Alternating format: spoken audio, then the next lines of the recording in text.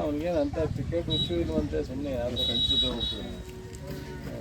ಅವತ್ತೆಲ್ಲೋ ಫ್ಯಾಕ್ಟ್ರಿಯವ್ರು ರಜಾ ಕೊಟ್ರಂತೆ, ಯಾರೋ ಇದ್ರ ಜೊತೆಲಿ, ಸರಿ ನಡಿ ಒಯ್ದು ಬಂದ್ಬಿಡೋಣ ಅಂತ ಹೊಂಟಿರೋದು ಇವರು. ಇವ್ರಿಗೆ ಅಂತ ಏನು ಚಟನೂ ಇಲ್ಲ. ಬೆಳಿಗ್ಗೆ ಹುಡುಗಿ ನೋಡೋಣ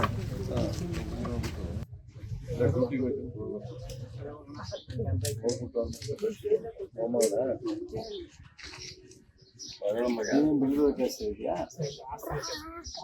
ನೀನು ಅದು ತಿಳಿದು ಬಂದಿದ್ದಾಗ ನಾನು ಓದೋದ ಹತ್ರ ಗೊತ್ತಿದೆ.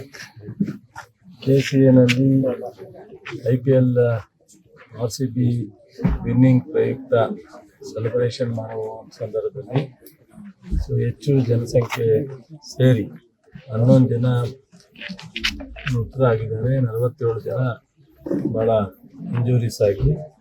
ಇವೆಲ್ಲ ಒಂದು ದೊಡ್ಡ ಚರ್ಚೆಗೆ ಗ್ರಾಸವಾಗಿರ್ತಕ್ಕಂಥ ವಿಚಾರ.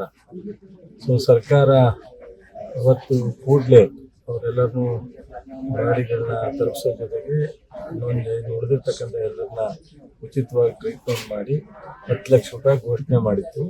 ನಂತರ ಮೊನ್ನೆ ಮುಖ್ಯಮಂತ್ರಿಗಳು ಎಲ್ಲರೂ ಚರ್ಚೆ ಮಾಡಿ ಸಹೋದ್ಯೋಗಿಗಳ ಜೊತೆ 25 ಲಕ್ಷ ರೂಪಾಯಿ ಎಲ್ರಿಗೂ ಕೊಡ್ತಕ್ಕಂಥದ್ದು. ಅಂದರೆ 11 ಜನಕ್ಕೂ 25 ಲಕ್ಷ ವಿತರಣೆ ಮಾಡಲಿಕ್ಕೆ ಹೇಳಿದ್ರು. ಹಾಗಾಗಿ ನಾನು ಇವತ್ತು ಸಹ ತಬ್ಬರ ಅನಾಹುತ ಆದಾಗ ವಿಕ್ಟೋರಿಯಾ ಆಸ್ಪತ್ರೆಗೆ ಹೋಗಿ ಅವರ ಅಳಿಯ ಏನ ಹೆಸರೇನು ಹರೀಶ್ ಅಂತ, ಹರೀಶ್ ಅವರ ಅಣ್ಣ ಇಬ್ರು ಅಲ್ಲಿದ್ದರು. ನಮ್ಮ ತಾಂಡವಮೂರ್ತಿ ಅಂತ ಇವ್ರ ಸಂಬಂಧಿಕರೇ, ಅವನು ಹಾಗಾಗಿ ಸರ್ಕಾರ ಒಂದು ಒಳ್ಳೆ 25 ಲಕ್ಷ ರೂಪಾಯಿ ಪ್ರತಿಯೊಬ್ಬರಿಗೂ ಕೊಡಬೇಕು ಅಂತ ತೀರ್ಮಾನ ತಗೊಂಡು ಅದಕ್ಕೆ ನಾನು DC ಅವರು, ಕ್ಷೇತ್ರ ಶಾಸಕರಾದ ಮಂಜುನಾಥ್, ಚಂದ್ರಶೇಖರ್, ಅಂಬರೀಶ್ ಎಲ್ಲರೂ ಸಮ್ಮುಖದಲ್ಲಿ ಅವ್ರ ಕುಟುಂಬಕ್ಕೆ ಅವ್ರ ತಂದೆ ತಾಯಿ, ಅವ್ರ ತಂಗಿ, ಅವ್ರ ಭಾವ ಎಲ್ಲರೂ ಇದ್ದಾರೆ. 25 ಲಕ್ಷ ರೂಪಾಯಿ ತಲುಪಿಸಿದ್ದೀವಿ. RCBಯಿಂದ 10 ಲಕ್ಷ ರೂಪಾಯಿ ಕೊಡ್ತೀವಿ ಘೋಷಣೆ ಮಾಡಿದ್ದಾರೆ.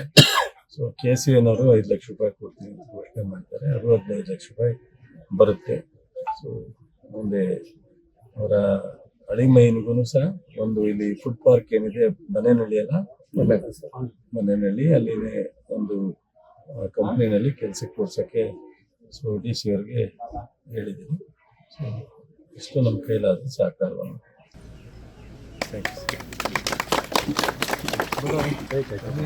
ಹಪ್ಪಳ ಬಿಡು.